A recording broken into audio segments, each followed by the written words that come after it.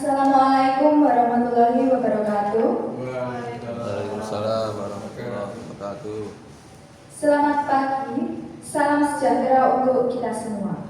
Pertama, marilah kita panjatkan puji syukur kehadirat Allah Subhanahu wa Ta'ala yang telah melimpahkan rahmat dan hidayahnya sehingga kita dapat berkumpul di sini tanpa halangan suatu apapun. Yang terhormat Bapak Riyad Suparman, Magister Pendidikan selaku Kepala SMP Negeri 8 Kota Surakarta yang sekaligus menjadi mentor dalam kegiatan seminar kali ini. Yang saya hormati Bapak Ibu Guru SMP Negeri 8 Kota Surakarta yang telah berkenan hadir dan memberikan dukungan untuk pembicara kita. Serta yang saya hormati penyaji seminar pagi hari ini yaitu Bapak Hanafi Mualim, Sarjana Pendidikan. Bapak Ibu sekalian, perkenankanlah saya membacakan susunan acara pada hari ini. Yang pertama adalah pembukaan, yang kedua inti acara yaitu penyajian materi seminar oleh Bapak Hanafi Mualim, Sarjana Pendidikan. Yang ketiga adalah tanggapan mentor, dan yang terakhir adalah penutup. Untuk mengawali kegiatan kita pada pagi hari ini, marilah kita berdoa menurut agama dan kepercayaan masing-masing. Berdoa dipersilakan.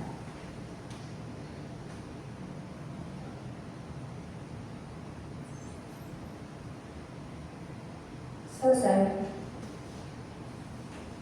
Bapak Ibu sekalian, hari ini Kamis 26 Juni 2025 adalah hari yang penting bagi Bapak Hanafi Mualim, Sarjana Pendidikan, karena telah mencapai tahap seminar hasil dalam rangkaian orientasi pengenalan nilai dan etika pada instansi pemerintah bagi PPPK di lingkungan pemerintah Kota Surakarta, khususnya SMP Negeri 8 Kota Surakarta. Menginjak acara inti, yaitu pemaparan materi seminar hasil oleh Bapak Hanafi Mualim, Sarjana Pendidikan. Waktu dan tempat dipersilakan.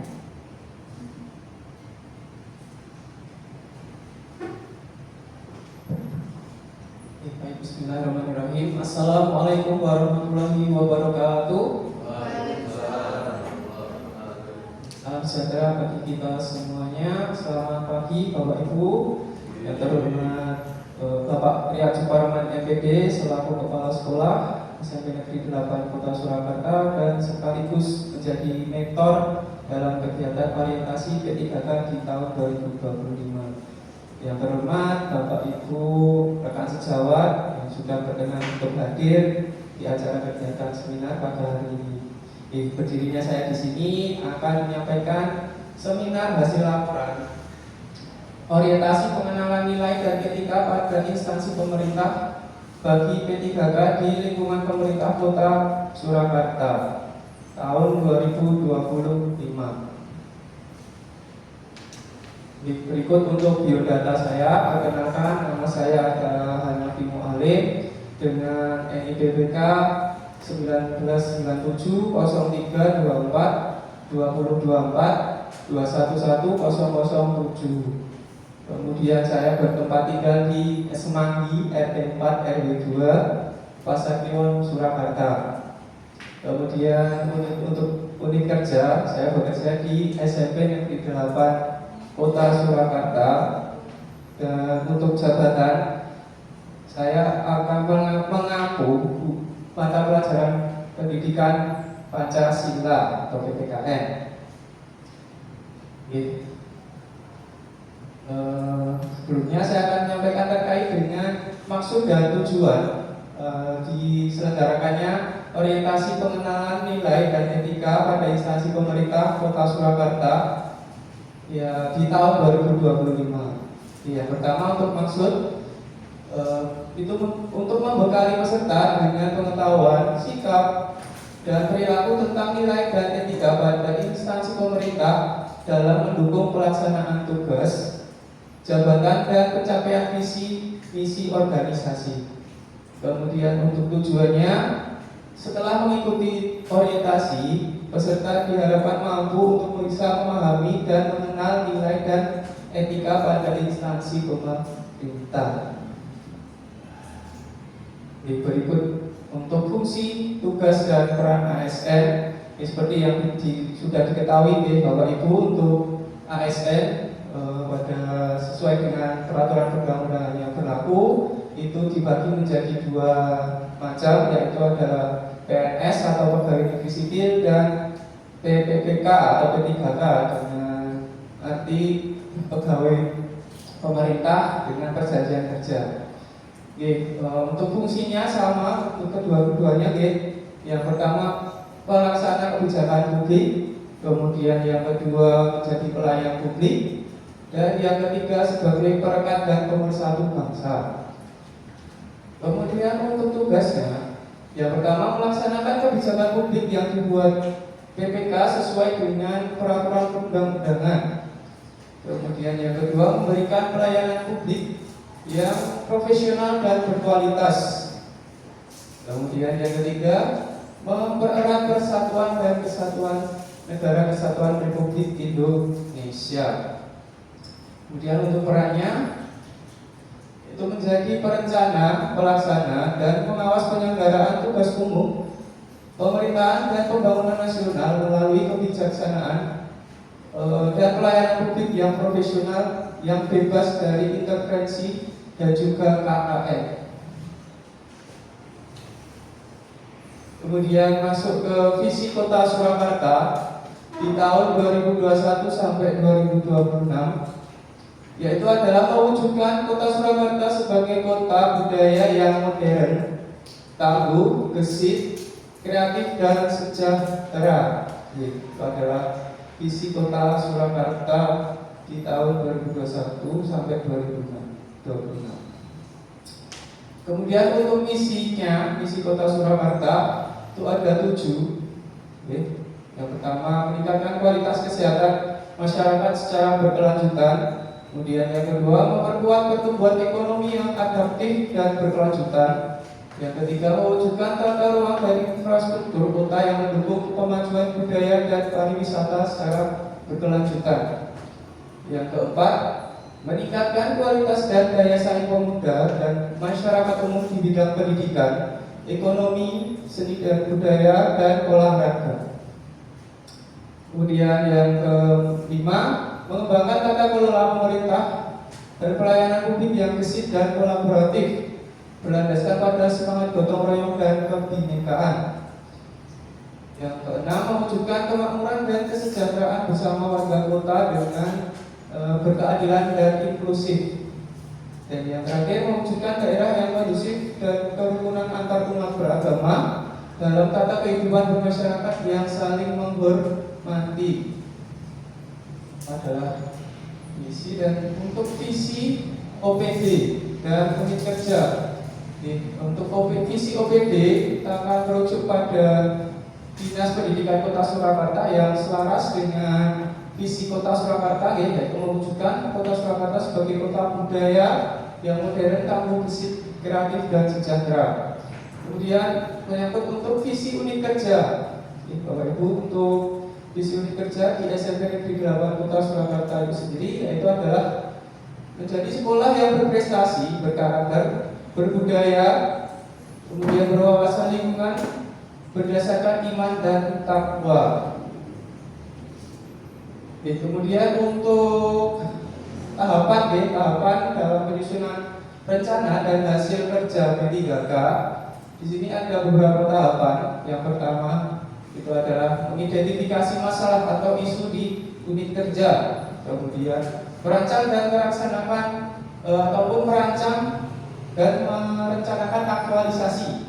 Kemudian yang ketiga membuat aktualisasi, keempat melaksanakan aktualisasi, dan kelima melaksanakan evaluasi.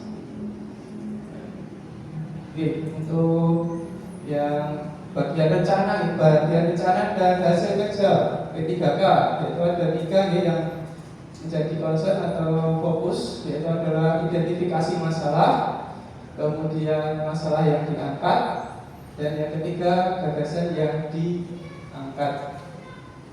Yaitu yang pertama, identifikasi masalah. Sebelum nanti masuk ke judul, saya identifikasi permasalahan yang sudah saya observasi dan sudah saya temukan terlebih dahulu. Jadi yang pertama, kurangnya keaktifan belajar peserta didik dalam pembelajaran. Jadi ini ditunjukkan bahwasanya seperti yang Bapak Ibu tahu, di dalam pembelajaran PPKN atau pendidikan Pancasila ini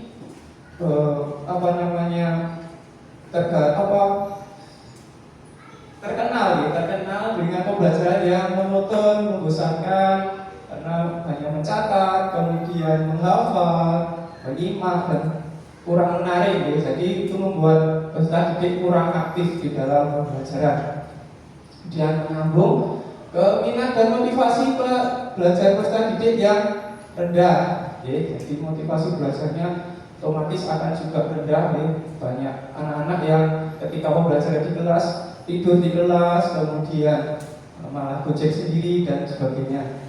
Kemudian yang ketiga, kurangnya pemanfaatan sumber belajar dan media belajar untuk peserta didik. Jadi untuk sarana-prasarananya sebenarnya sudah disediakan, tapi hanya kurang dimanfaatkan saja. Kemudian untuk masalah yang diangkat yang menjadi fokus di dalam masalah saya yaitu adalah kurangnya keaktifan peserta didik di dalam pembelajaran. Kemudian yang kedua, pemanfaatan sarana dan prasarana untuk memenuhi kebutuhan peserta didik dengan bantuan media pembelajaran yang lebih menarik. Nah, kemudian masuk ke gagasan yang diangkat atau judul yang saya angkat dalam seminar hasil laporan ini, yaitu adalah pemanfaatan media Google Sites guna meningkatkan keaktifan peserta didik di SMP Negeri 8 Kota Surakarta pada mata pelajaran pendidikan Pancasila, khususnya di materi melestarikan budaya bangsa. Jadi itu yang menjadi judul saya atau gagasan yang saya angkat di dalam seminar hari ini.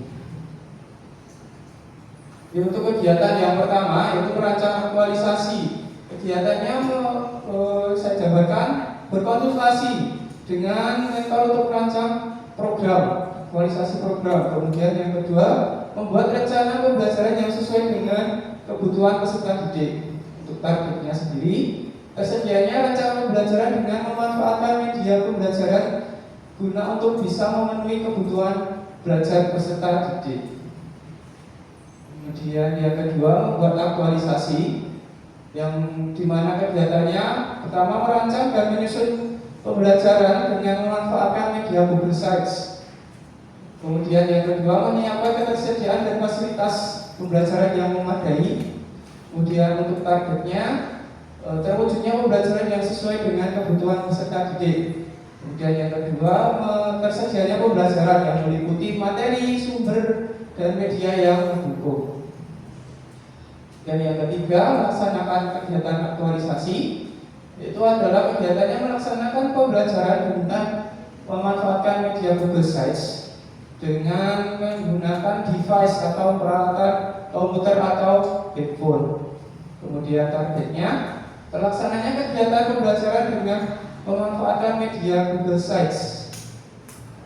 Untuk kegiatan yang terakhir, melaksanakan evaluasi.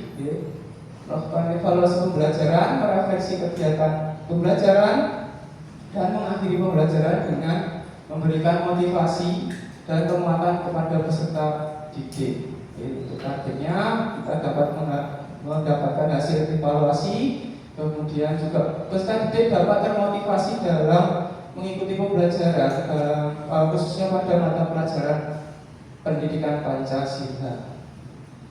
Untuk sebagai awal Ibu Bapak Ibu, untuk pengertian dari Google Sites sendiri itu adalah suatu platform atau layanan untuk membuat website atau halaman web untuk sebuah tim atau proyek atau event atau keperluan khusus yang lain yang disediakan oleh perusahaan Google. Jadi saya yakin Bapak Ibu semuanya yang di sini smartphone-nya itu semuanya ada Google-nya, yaitu Google adalah salah satu perusahaan teknologi terbesar di dunia Bapak Ibu. Jadi semuanya ada Google-nya. Jadi mulai dari Google emailnya pakai Google, terus kemudian pencariannya pakai Google, browsernya pakai Google dan sebagainya. Jadi untuk layanan integrasi dengan layanan Google Apps yang lain seperti Google Docs, Google Drive, Google Calendar dan sebagainya. Jadi kenapa saya memilih Google Sites ini? Tentu saja ada kelebihan dan kekurangannya. Untuk kelebihannya, yang pertama itu gratis Bapak Ibu, jadi tidak perlu membayar ataupun berlangganan. Jadi memang tidak dipungut biaya apapun alias gratis. Kemudian yang kedua, cepat dan mudah untuk pengoperasiannya. Yang ketiga, sama sekali tidak memerlukan keahlian pemrograman database yang rumit atau kompleks. Jadi memang sederhana sekali.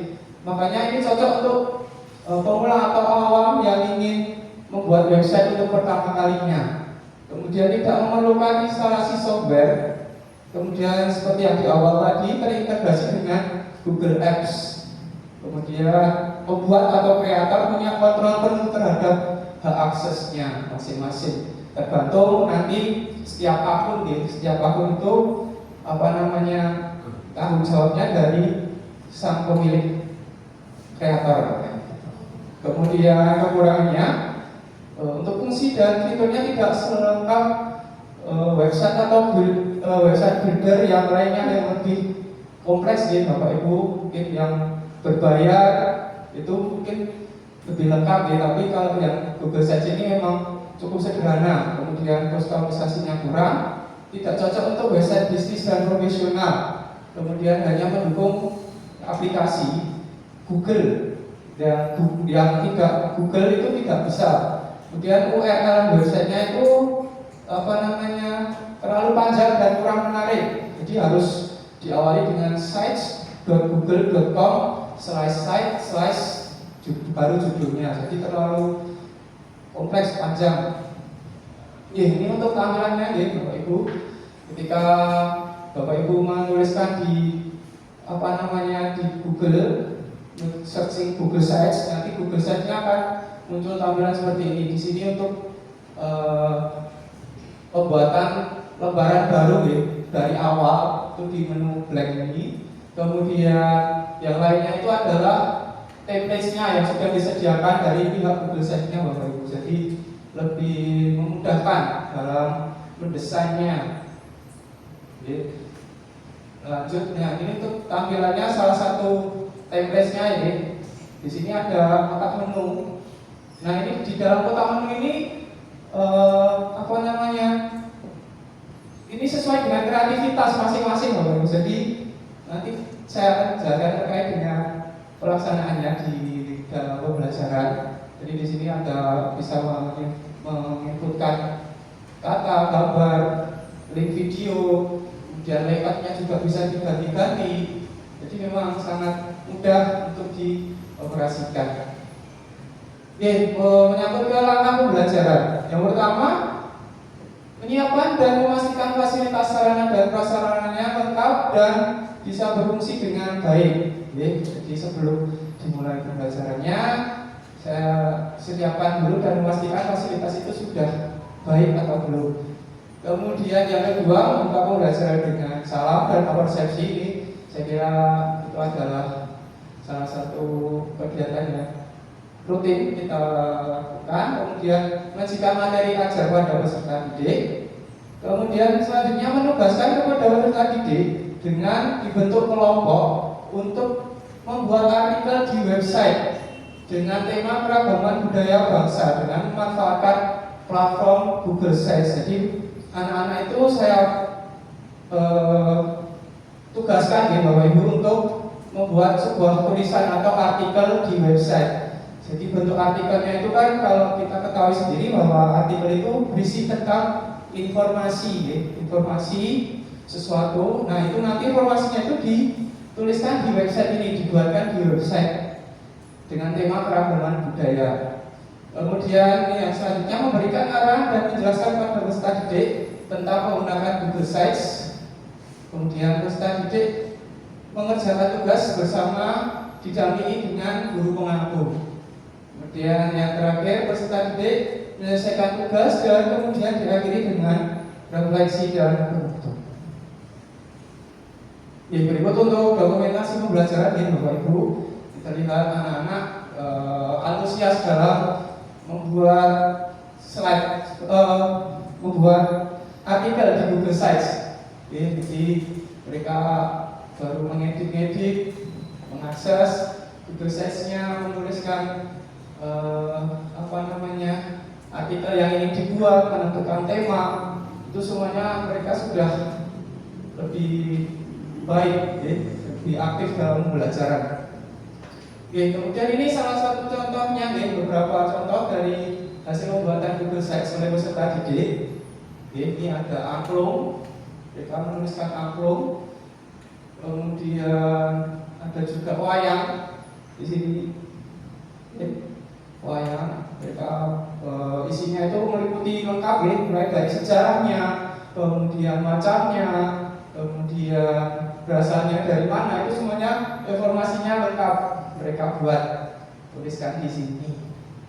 Berikut untuk ini adalah barcode hasil kerja peserta didik. Mungkin dari Bapak Ibu yang berkenan untuk melihat hasil karya peserta didik bisa menyekan barcode ini, nanti bisa diakses lewat handphone Bapak Ibu sekalian.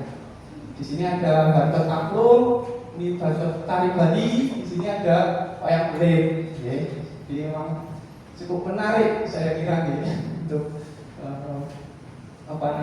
pekerjaan ini Google Sites dengan memanfaatkan Google Sites. Jadi sabar Bapak Ibu dan untuk kesimpulannya, pemanfaatan media Google Sites dalam pembelajaran pendidikan Pancasila, khususnya di materi keragaman budaya bangsa, dapat meningkatkan keaktifan peserta didik dengan signifikan. Google Sites menyediakan platform yang interaktif dan mudah diakses, sehingga memungkinkan guru untuk bisa menyediakan materi secara lebih menarik dan interaktif tentunya. Kemudian fitur kolaboratif juga mendorong partisipasi aktif dari siswa untuk saling berdiskusi, tugas kelompok, eksplorasi mandiri. Kemudian dengan media ini peserta didik lebih termotivasi untuk belajar, bertanya, berdiskusi dan berbagi pemahaman mereka terkait dengan khususnya pemahaman tentang materi, menghargai dan melestarikan budaya bangsa.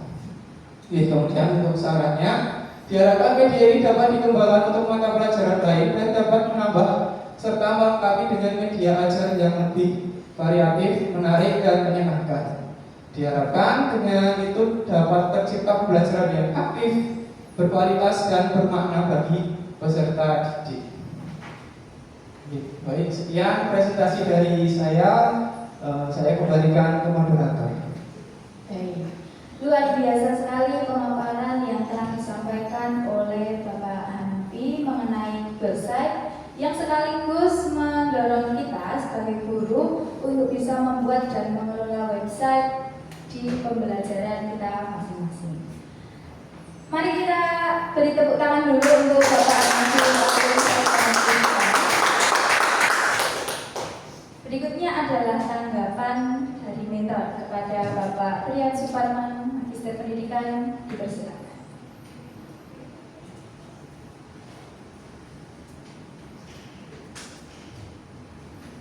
Terima kasih. Melihat pemaparan dari Bapak Muhammad, pakai benar.